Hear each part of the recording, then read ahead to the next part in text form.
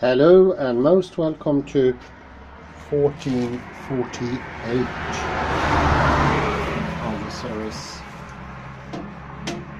and I will today continue to speak about chirality.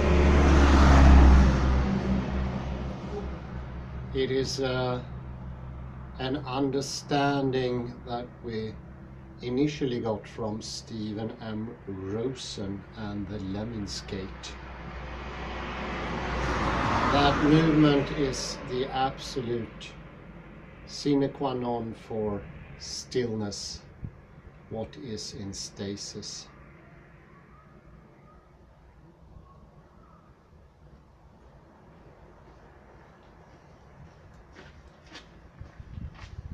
A very important feature to bring into one's understanding. And I would say absolutely necessary for that one should be able to broaden and take in oppositions, dichotomies, contradictions.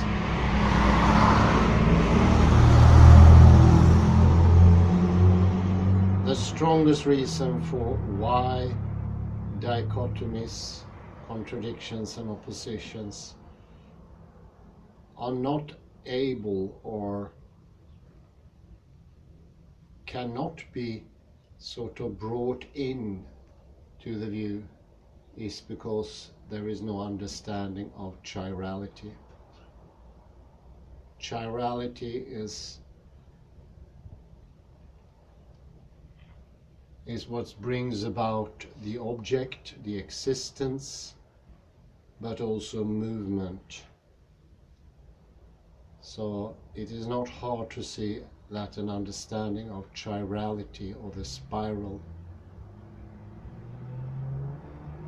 is absolutely necessary for one to be able to go further.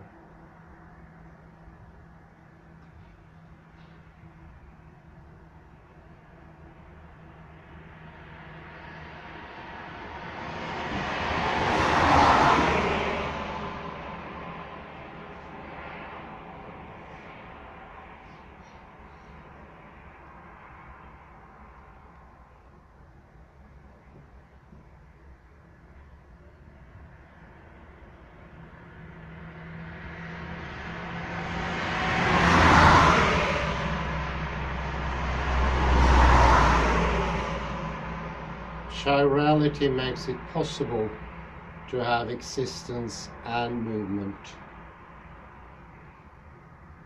It makes it within the thinking capacity to bring in the two, seeing them as different, but at this very same time being able to take them in. So they could be working, they could do their job.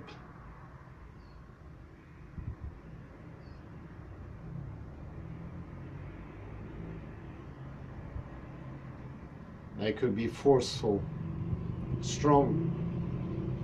It will strengthen understanding, abstract thinking,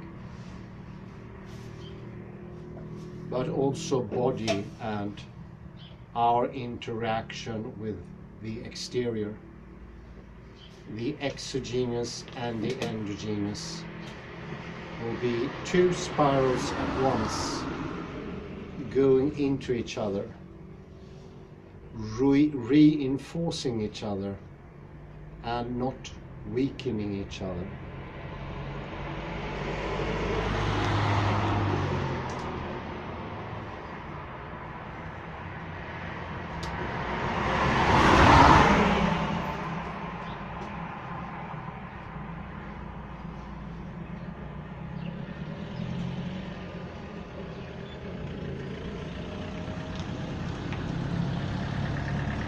I will now read a little bit from the text chosen today by me, and it's the text I began the previous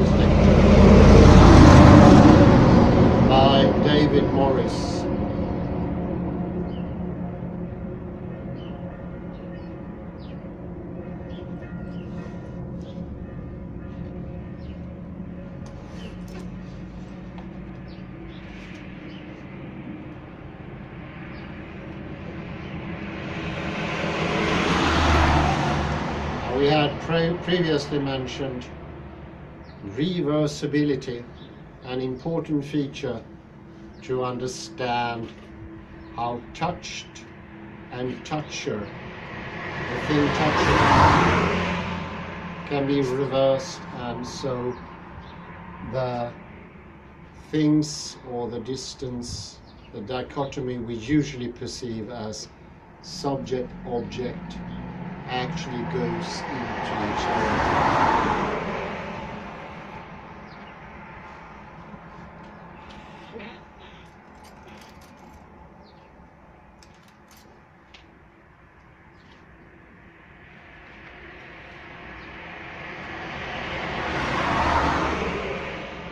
It's the last paragraph in the second page of the article, and I will take the last sentence of the last lecture once more.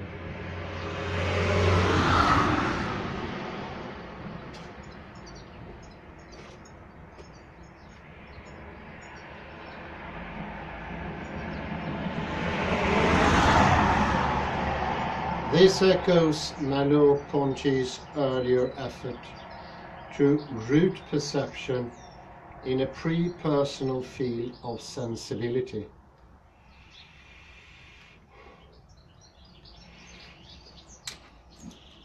The phenomenon of reversibility thus indicates an ontological complicity between the perceiver and the perceived. And remember, touched and toucher. The thing that touches, the right hand in this example touching the left. The right is in this case the perceiver, and the left is the perceived.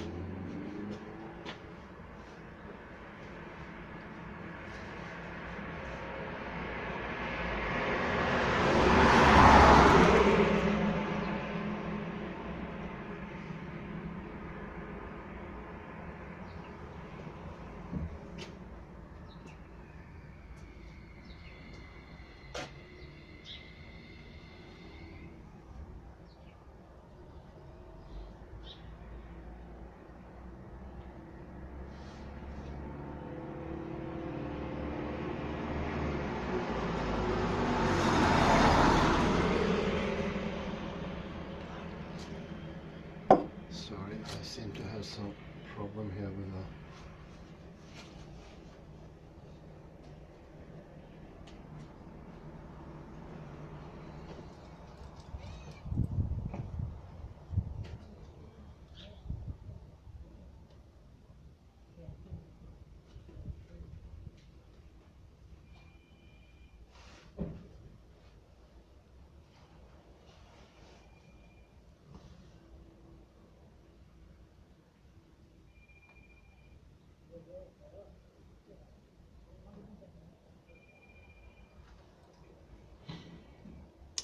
The phenomenon of reversibility thus indicates an ontological complicity between the perceiver and the perceived, between the active and the passive, the inside and the outside, and so on.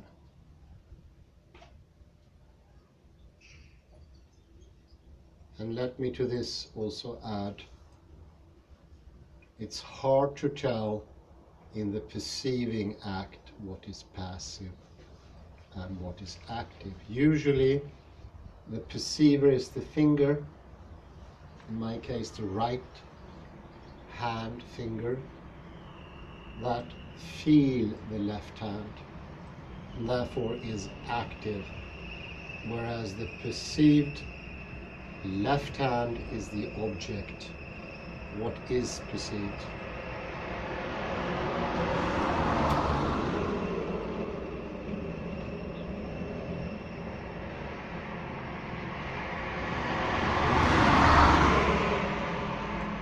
In the usual understanding, there is a major difference between the two. a significant distance.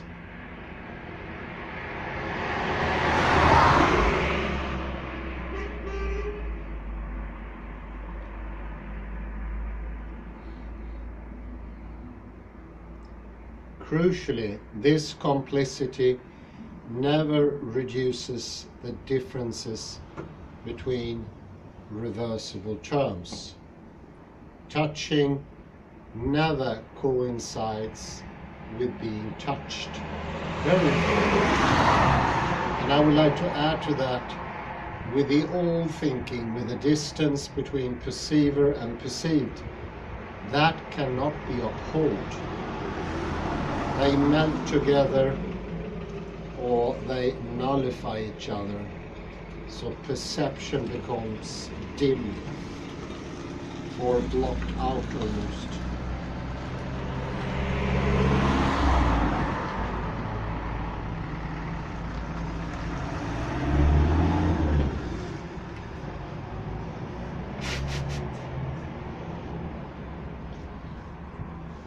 Activity and passivity must remain incongruent if perception is to do its work.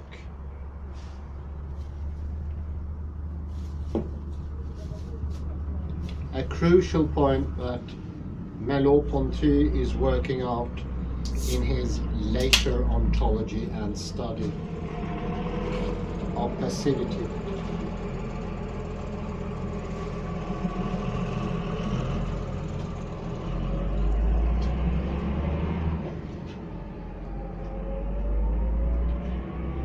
Nonetheless, the peculiar relation between reversible terms is such that they can reverse to one another. The toucher can itself reverse to being touched.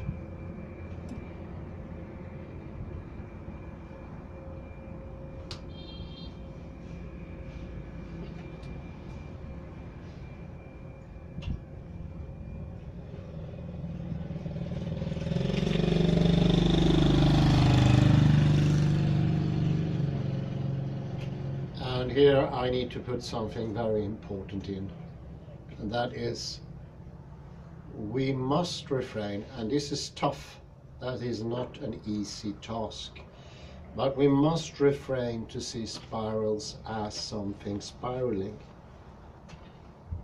And you will now think, how odd, why should we not do that? We are talking about chirality and spirality. That view of spirals is something that is already inside a Newtonian paradigm. Spirals in this sense I'm talking about now is more fundamental, and that spiral could as well be a can, something that we perceive to be in stasis. That spiral can also be movement.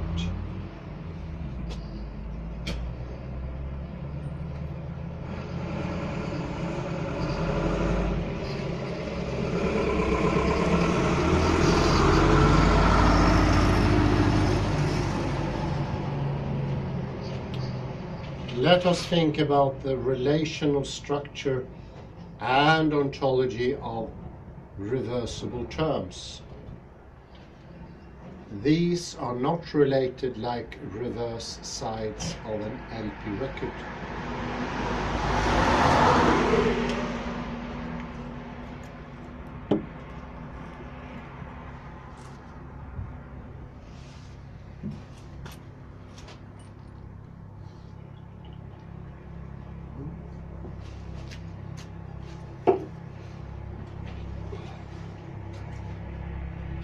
First, while LP sides always come back to back,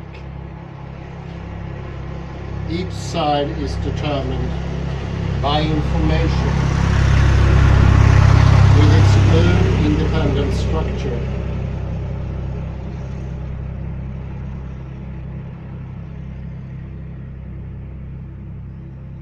So changing a side into its reverse involves stamping new information on the record from the outside.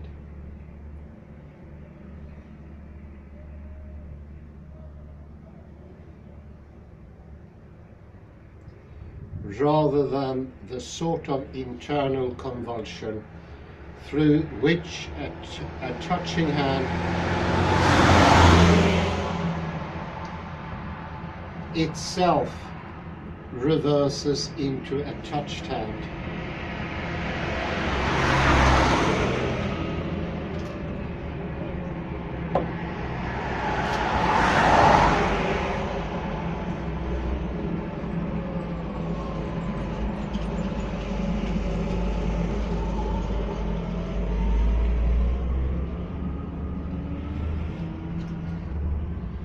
LP sides lack the ontological complicity of toucher and touched as themselves reversing into one another.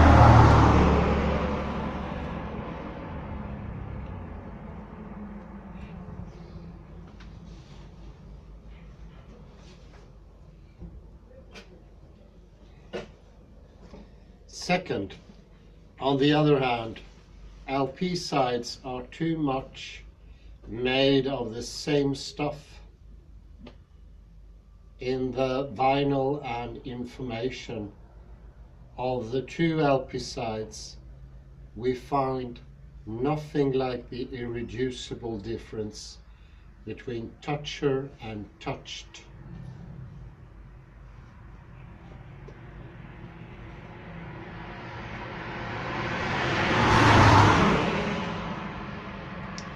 So the point here by David is it makes an ontological difference when we have chirality, whereas that difference cannot be upheld within the regular Newtonian Cartesian paradigm. It all smashes together. It lacks clarity. It is modern academia in a nutshell, obfuscating verbiage, a galore of empty concepts and so on, with no clear distinctions. And the distinction is what is being touched and what is touched. You can say in the Newtonian paradigm, an odd random division is between things that inherently can only be touched, objects, and things that do the touching, or non-things, that is the subject. We have mentioned earlier, this is a random take. It doesn't relate to reality. This is especially true if we look closer into quantum mechanics.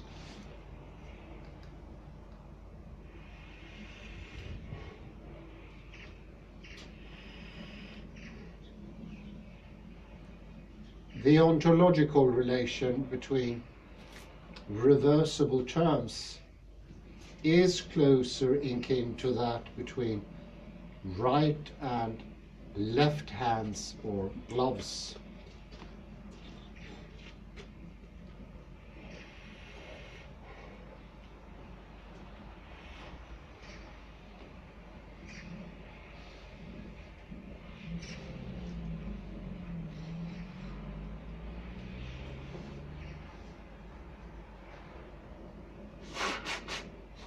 Note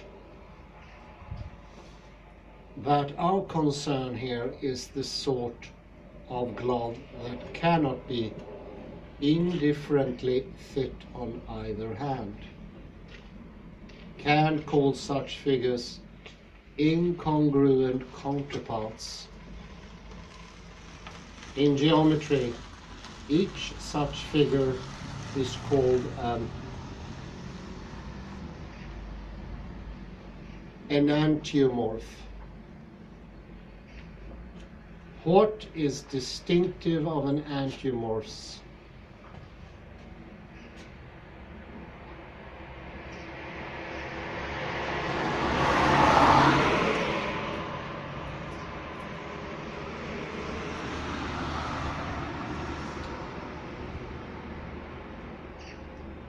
is that there is no rotation or translation that will superimpose it on its mirror image.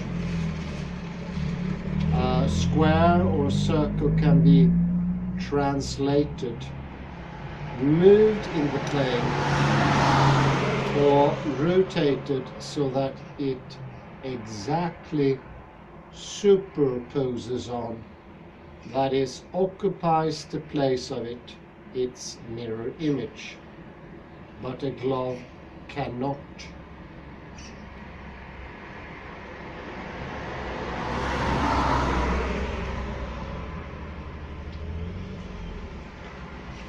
And that is where the mirror image and the enantiomorph are different. And it takes a lot of thinking before one understands that. I would suggest that you think of it as a mirror image until that moment in understanding when you do get a grip that they are actually different. But it takes some serious thinking.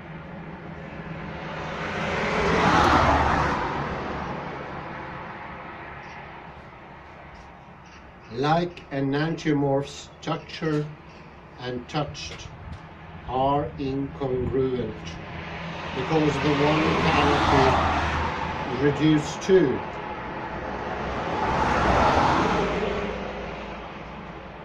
Or take the place of the other. They are counterpart so far as they are made of the same stuff and are inherently complicitous.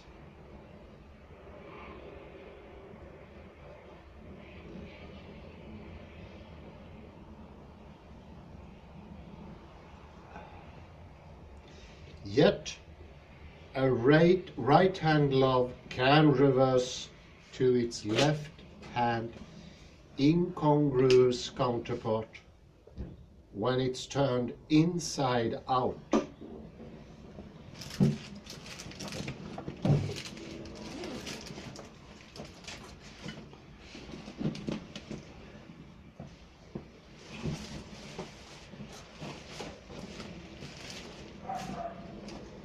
When turned inside out, the blue right-hand dish glove, lined inside with white flocking, turns to a left-hand white flocked glove, lined with a blue rubber.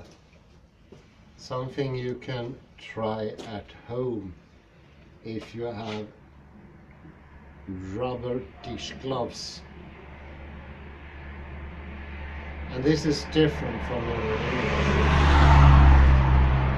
And I would say it even needs to be tried out.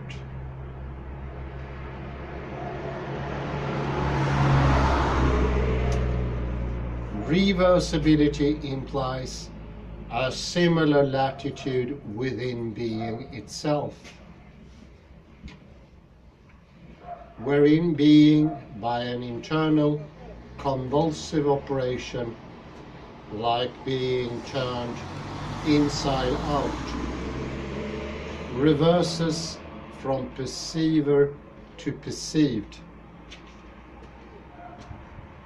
So only in the turning out of the inside of the dishwasher glove can it go from being receiver to received, from perceiver to perceived, from object to subject. I'm just going to put a short pause here.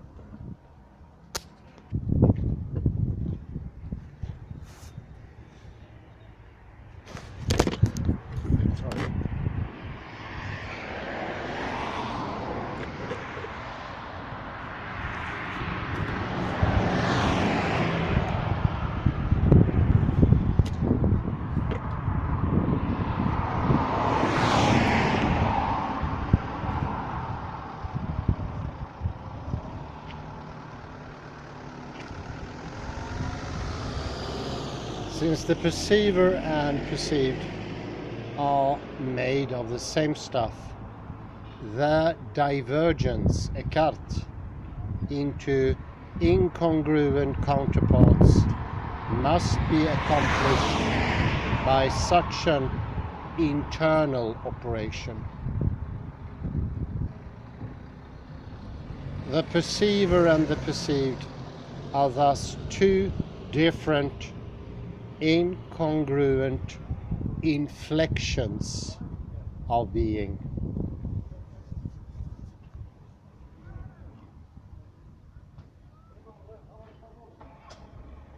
And this is very important. Listen now. Crucially, they are not two different appearances of one being. So the point behind this is subtle. It is left for a note.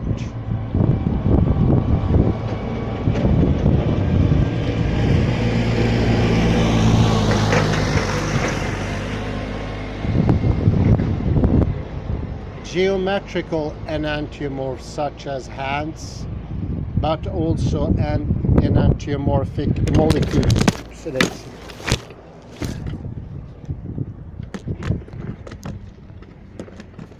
This is not working yet.